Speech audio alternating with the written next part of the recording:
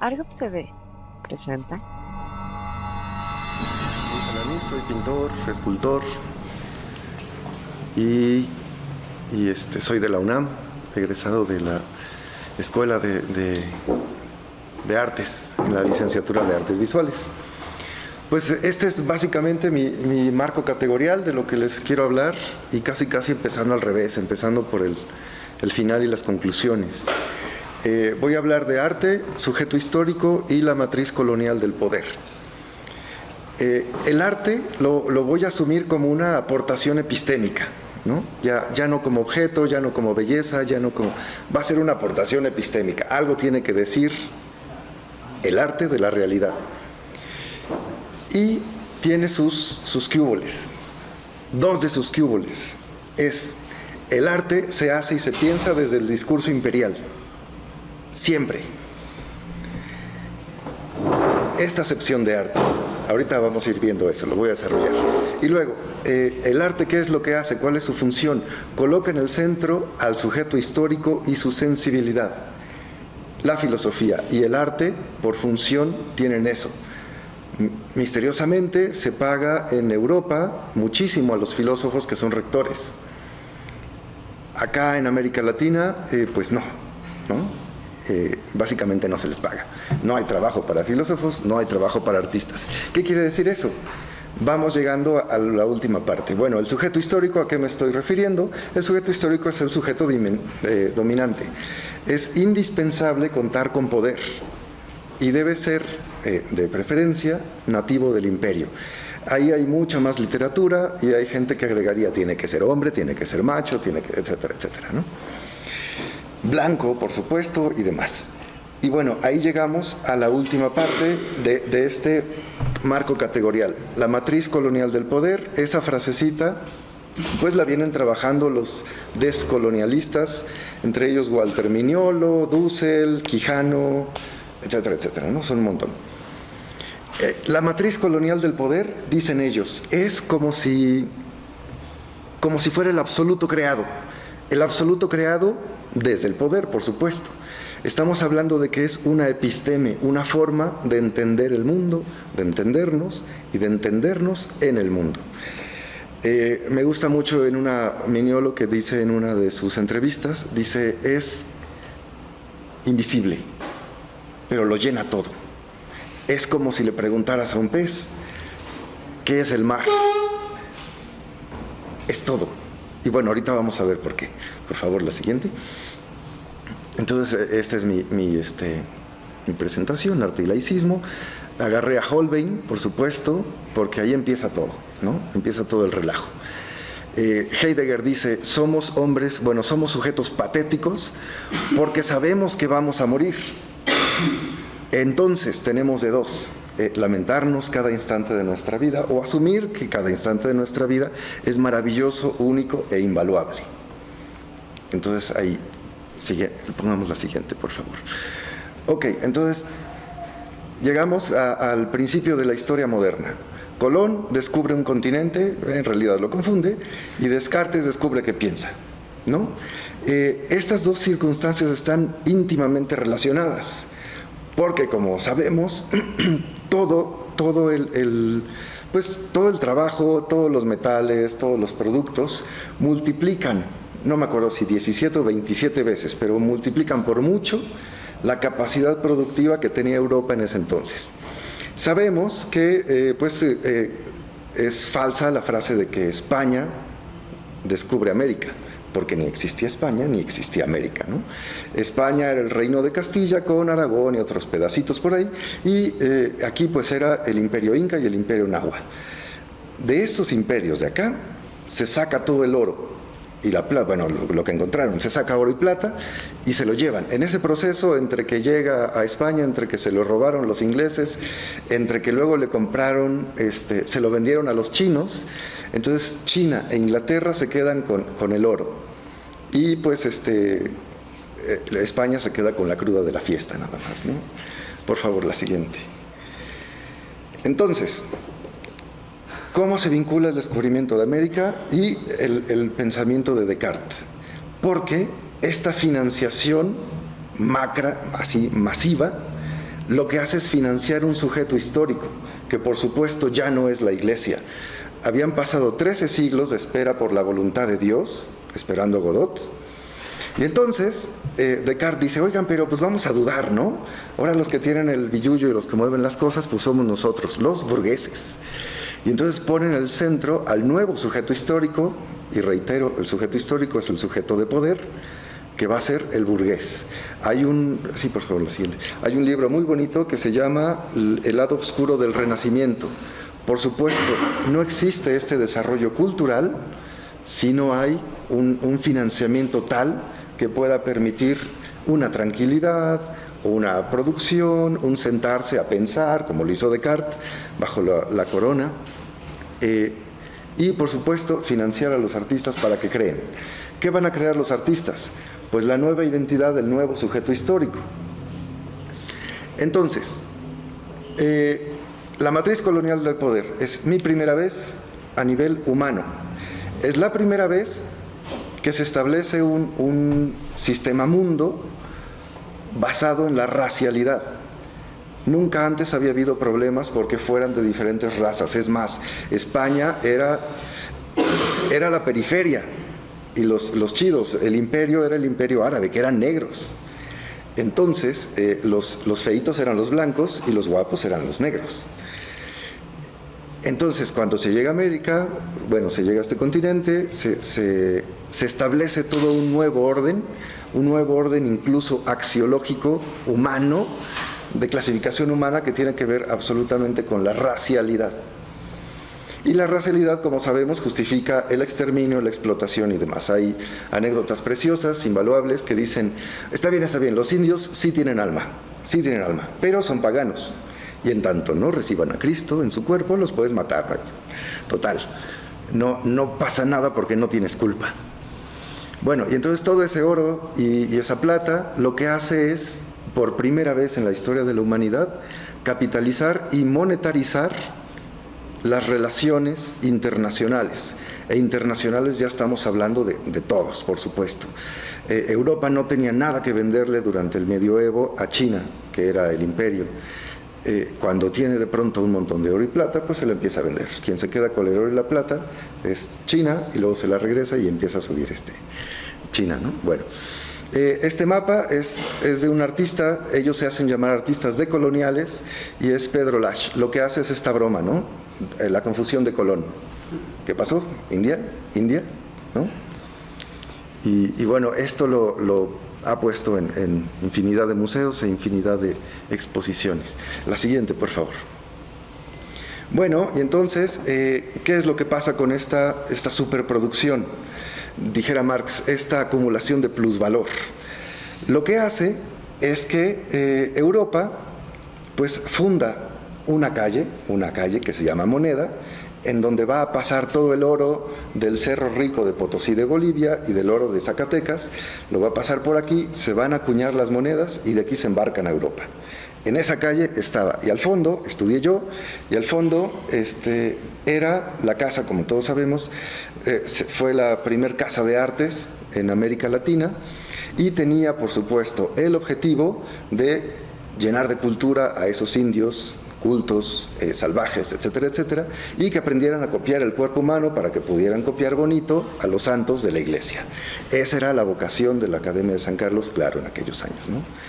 ¿Qué sucede con todo esto? Bueno, que de Arabia y de China, que eran los imperios, de pronto Europa tiene mucho capital, mucho poder, y se roba literalmente el conocimiento. Hay tesis muy bonitas, muy interesantes. No me acuerdo ahorita del nombre del árabe, no me acuerdo. Bueno, pero él demuestra cómo la revolución copernicana pues es una farsa, porque eso ya lo tenían los árabes 800 años matemáticamente demostrado. Que Leonardo da Vinci dibujó el montón de máquinas y aparatos y demás, falso.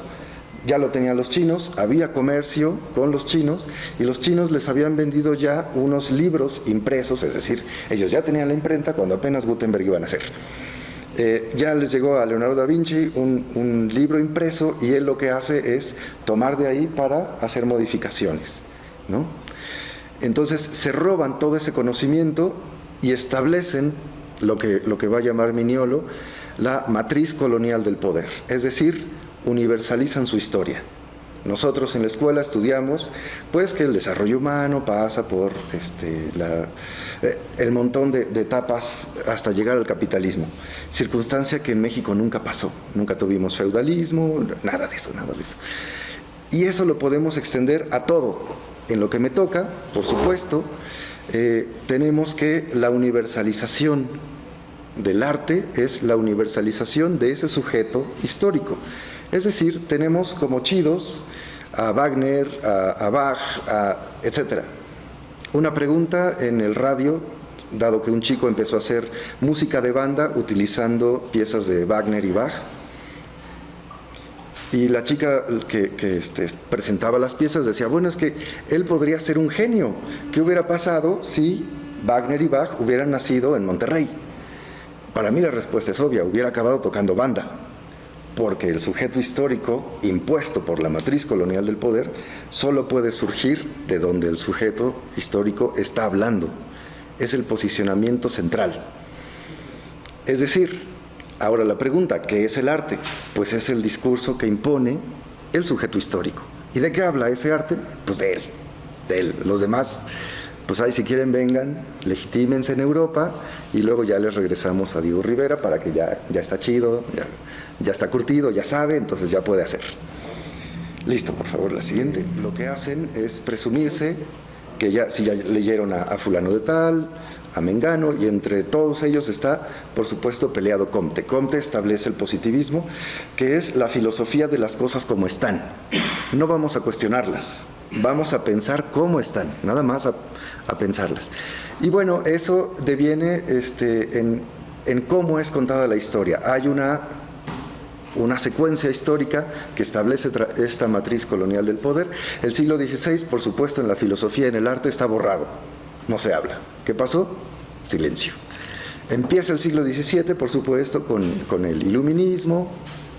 Luego viene el XVIII, con el barroco, por supuesto, auspiciado todo por el oro de América.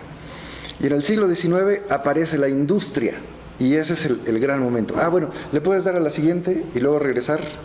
Siguiente, regresar. No. La idea es jugar así entre el rostro de Comte sin Photoshop y Comte con Photoshop. Entonces, bueno, ese era Comte. ¿Qué es lo que hace la racionalidad y el positivismo de Comte en América Latina?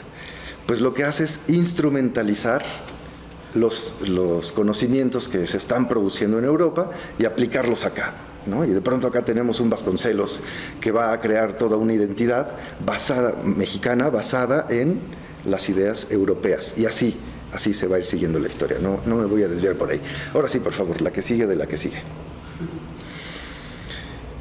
La matriz colonial de poder se impone en dos sentidos, y el eclesiástico y el secular. Ambos son dos sistemas de creencias, ¿no? El sentido eclesiástico opera como una coerción, pero resulta que el secular también, absolutamente también. Sabemos, bueno, si quieren avanzamos, porque esto está explicado más adelantito. De ninguna manera son antagónicos esos dos sistemas de creencias. Lo eclesiástico, ¿no?, se vincula a lo espiritual, y lo secular se aboca a la productividad, es decir, al campo económico. El sujeto histórico es el burgués y debe conservarse, expandirse o morir. Esa es la consigna, y esa es la consigna que se aplica en este nuevo orden mundial, en donde nosotros somos el lugar a donde pueden expandirse o se mueren. Bueno, y entonces, ¿qué lógica nos da? Pues no hay nada más favorable que un esclavo, un sirviente, un trabajador, un dominado, dispuesto a sacrificarse en pos de una vida eterna en los cielos. Es decir, se vinculan las creencias religiosas y productivas para dominar, explotar. Y nosotros, bueno, pues seguimos sembrando y pensando que de verdad Dios un día nos va a salvar, de verdad el capital con Marx un día nos va a salvar, de verdad, etc. Entonces, ¿qué tenemos? Una primera conclusión es que la modernidad hace una retórica de la salvación y el progreso. Esa es la retórica en la cual se va a basar y de la cual nos tendríamos que desembarazar, y de eso se trata la teoría decolonial. Bueno, sigamos. Esa es la parte fundamental de la conjunción de las dos creencias. Es imposible e impensable, o sea, podemos ser flexibles hasta donde quieran, podemos tolerar hasta besar a los homosexuales, pero socializar la propiedad privada, ¿de qué me estás hablando? Nada. Por favor, la que sigue. Bueno, hay una parte muy bonita, que esa la comparte Boaventura, y nada más me pareció muy importante porque se relaciona incluso con el arte, los rituales, cómo pensamos el mundo y demás. ¿Qué pasa cuando existen en este mundo muchos mundos? ¿No? Ya sé que hay una distinción entre planeta, mundo, Heidegger y el mundo como cultura, etc. Pero me estoy refiriendo categóricamente a que de verdad hay muchos mundos, es decir, cómo pensamos el mundo genera ya un mundo diferente. Los africanos consideran que sus ancestros vuelven, es decir, no se van al cielo, sino vuelven y están ahí. Y cuando alguien llora, los ancestros entran a la casa de quien llora y le asesoran. Es otra forma de pensar el mundo. Es metafísica, lo que sea, pero es otra forma. Los tojolabales en Chiapas lo que hacen es, no lo hacen, quitan los objetos, porque ya lo traen de hace 2000, 3000 años, según Leckendorf. Quitan los objetos y entonces en lugar de tener objetos, tenemos entes que se manifiestan. Yo soy un ente que se manifiesta y puedo hablar, pero este ente también se está manifestando. Entonces la relación mía con este ente no es de sujeto-objeto, es de dos entes que se complementan en muchos y múltiples sentidos. La intención de señalar esto es que hay una sintaxis incluso en su manera de hablar muy compleja, en donde hay dos sujetos que se vinculan por medio de dos verbos. Es impensable que solo uno ejecute un verbo sobre otro, son los dos. Eso hace una cosmogonía de intervínculo. Es maravilloso. Entonces, todos esos mundos los desaparece, los reduce. Y entonces, la secularización lo que hace es eso, imponer un solo tiempo y un solo mundo. El tiempo de la productividad y el mundo del consumo. Bueno, pues ahí puse los autores, por si los quieren checar. La siguiente, por favor. La laicidad es otro aspecto de la matriz colonial, impone la razón, el argumento, la inteligencia, por supuesto, del sujeto histórico. No del campesino, ¿no? ¿Qué pasó? La reforma fue la secularización del Estado, pero es en realidad la apertura del mercado desde Benito Juárez. Es decir, Benito Juárez lo que hace es, por supuesto, sacar a Maximiliano, sacar a la corona con ayuda de Estados Unidos, pero Estados Unidos le dijo, bueno, ya te ayudé, ahora déjame vender mis mercaderías. Listo, por favor, sigamos. Y entonces, bueno, acá concluyo con cómo funciona desde el arte la matriz colonial del poder. Efectivamente, siglo XVI la conquista, siglo XVII empieza la ilustración, pero eso no quiere decir que todos los campesinos de Europa ya eran ilustrados, ¿no? Había que ilustrarlos. Y entonces, ¿quién toma ese papel? La Iglesia, a través de los grabados, y tenemos grabados muy bonitos. En está el moribundo, de un lado están los demonios, ¿no? Bueno, no son los demonios, son las tentaciones, y entonces allá está Cristo, pero Cristo es el observador. No lo va a evangelizar, no le va a castigar, no le va a dar desapes, lo va a observar. El asunto de las tentaciones es, si en ese momento el moribundo se vanagloria de sí mismo, se vanagloria de sus posesiones, se acuerda de su amante, tiene un pensamiento lascivo, etcétera, etcétera, pelas, al averno. Y entonces Jesús está ahí para testificarlo y decir, efectivamente, se va al averno. La siguiente, por favor.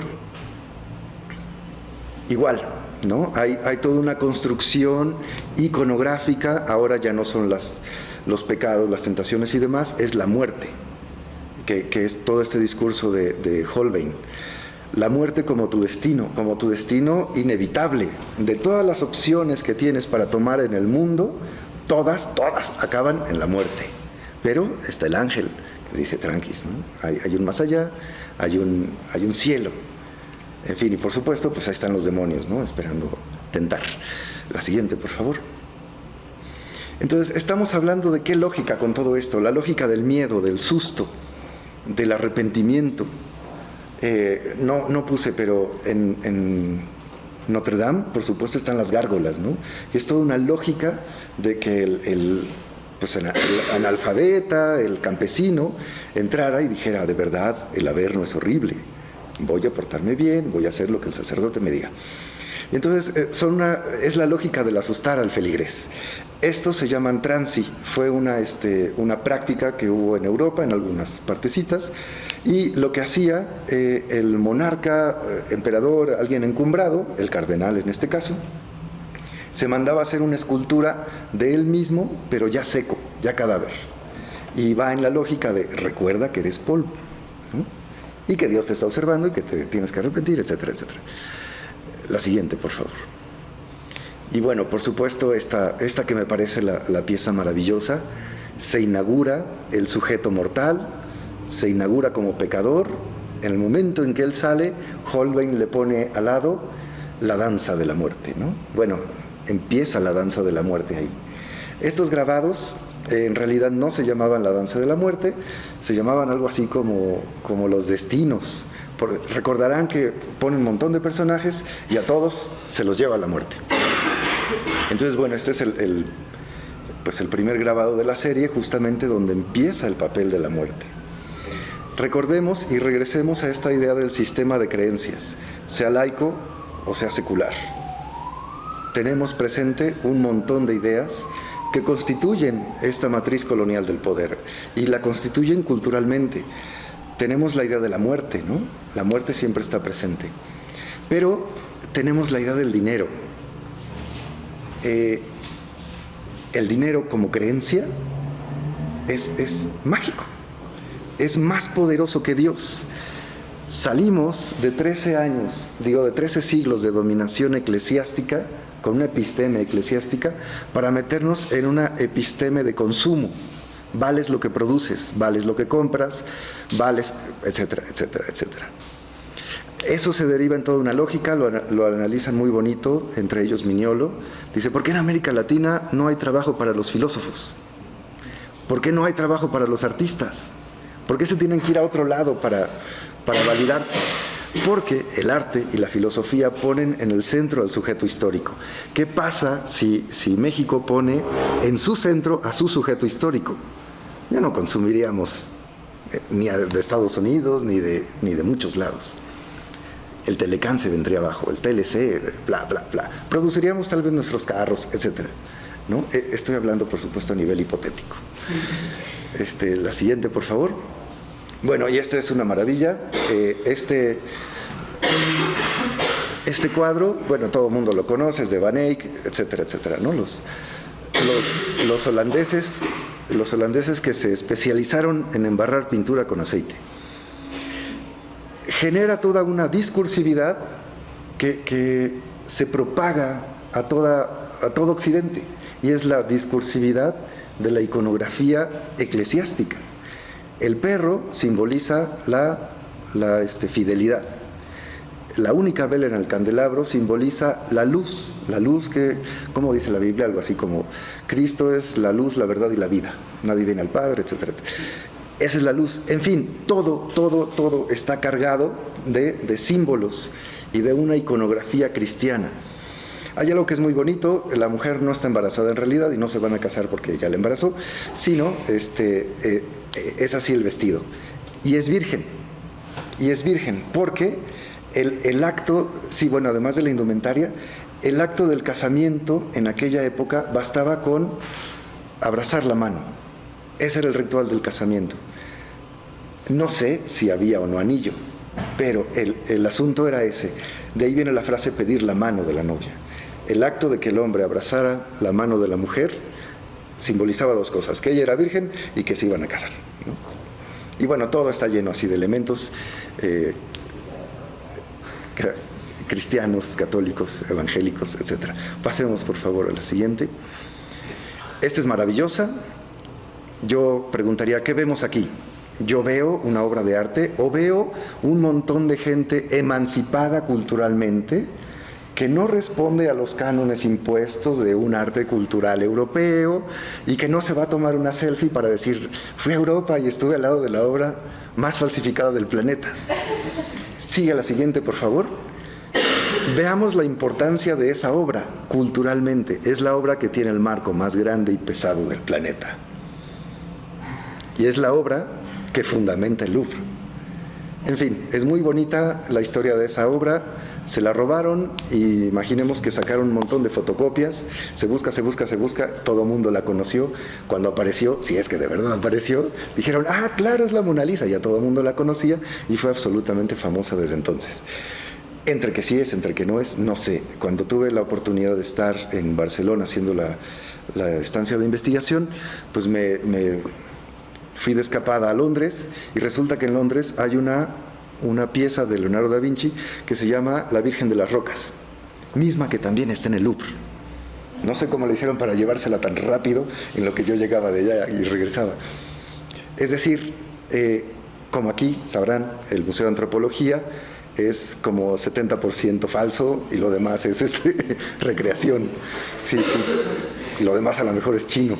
Entonces, igual, el sujeto histórico se da la potestad de crear y recrear la cultura. Y a ver, díganle que no, a ver, demuéstrale que no es la de verdad, etcétera. Por favor, la siguiente. Bueno, llegamos así a ¿qué está pasando ahora? ¿Qué está pasando? Bueno, no ahora, ¿no? Me refiero a la modernidad más cercana a nosotros. Este es de Warhol, 60, 70. Por supuesto, el discurso de Warhol es valorar, regresemos a esta categoría, el arte que hace pone en el centro al sujeto histórico. ¿Qué está haciendo Warhol con esas cajas? Poniendo al sujeto consumidor en el centro. El sujeto consumidor de productos masificados, en serie, de una superproducción. Estamos hablando de Estados Unidos, 1960, en fin, la economía va viento en popa. Y entonces el arte hace eso, empieza a generar estos discursos. Bueno, sigamos, por favor. ¿Conocen a este compa? Se llama Jeff Koons, y lo que hace él es volverle a dar una vuelta a la episteme del arte. En la modernidad, por supuesto, él ya se considera posmoderno, o ultra posmoderno, luego suele decir. En la modernidad se valoraba mucho a los artistas modernos, por supuesto.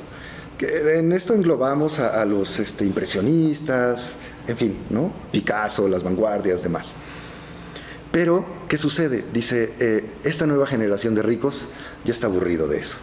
Necesitamos cosas más frescas, más chidas, que llamen la atención, buena onda. Y entonces Jeff Koons se le ocurre hacer una serie de, esto es en acero inoxidable, súper pulido, etcétera, etcétera, y por supuesto evoca un globito de payasito en forma de perro. Pero la magia no está en eso, la magia está en que Jeff Koons dice, yo lo que estoy instaurando como obra de arte no es eso, porque eso yo no lo hice, lo mandé a hacer con los técnicos. Lo que estoy instaurando como obra de arte es lo que otros ya habían hecho, tampoco es su idea original, es la idea, la ocurrencia. Esa es mi obra de arte. Yo mi ocurrencia se la paso a los técnicos y ellos se abocan a realizar. Y la siguiente, por favor. Bueno, y este es, ¿cómo se llama? Catalan. Igual, pues él es muy reciente, ahorita está vendiendo en Sotheby's, etcétera, etcétera. Y lo que hace es reagarrar los discursos, pero los discursos más diversos. Empecé diciendo que había dos sistemas de creencias, ¿no? Uno secular, otro religioso. Él agarra todos y los mete. Es interesantísimo que le haya caído a Juan Pablo II un meteorito, porque si es la voluntad de Dios, ¿qué pasó? ¿Qué pasó ahí? ¿No? Es una paradoja, es un retruécano, es todo. ¿Qué hace? ¿Qué hace Hitler hincado, rezando? ¿Qué hace Hitler hincado, rezando? Supongo que mira un crucifijo a lo alto, ¿no? ¿Qué hace la naturaleza suicidándose? Estamos pues ante artistas posmodernos que lo que hacen es agarrar todos los discursos y mostrar nuevas posibilidades. Listo. Y esta es la última. Esta es de ¿cómo se llama? Damien Hirst. Damien Hirst es de este año. No le fue bien, no las vendió en millones de dólares, pero la idea básica de esa exposición que presentó en Venecia era que había y es una historia real, un esclavo se independiza, se agarra así como una tierra, la empieza a cultivar, llama a sus cuates y se vuelve rico, muy rico. Y entonces compra mucha obra. El asunto es que ese esclavo compra mucha obra así como coleccionando las culturas salvajes de América. Y mientras le llevan las piezas a Europa, el barco se hunde. Entonces, hipotéticamente, Damien Hirst lo que hace es como si encontrara las piezas y las pone en el museo, ¿no? Por eso está llena así como de corales, líquenes y demás cositas. Y lo que hace de rebote Damien Hirst es cuestionar un suceso que a mí me parece impresionante también. Está esta matriz colonial del poder, que es eurocéntrica y estadounidense recientemente, en donde los discursos y las prácticas de lo que el arte es se instituyen. Y nosotros, como América Latina, importadora o esclavizados epistémicamente, importamos acríticamente eso. Y si ahora se hace performance, pues hagamos performance. Y si ahora se hace instalación, pues hagamos instalación. Esa es una circunstancia que está pasando. Lo que no me esperaba, arte moderno y arte contemporáneo con todas las características de lo que han dicho Europa y Estados Unidos, que es el arte. Y entonces uno dice, ¿qué está pasando? Ellos no son colonizados de Europa. Sin embargo, este sistema mundo basado en la economía los está impregnando, ya los está absorbiendo. Y pues bueno, eso era lo que tenía que presentarles. Gracias.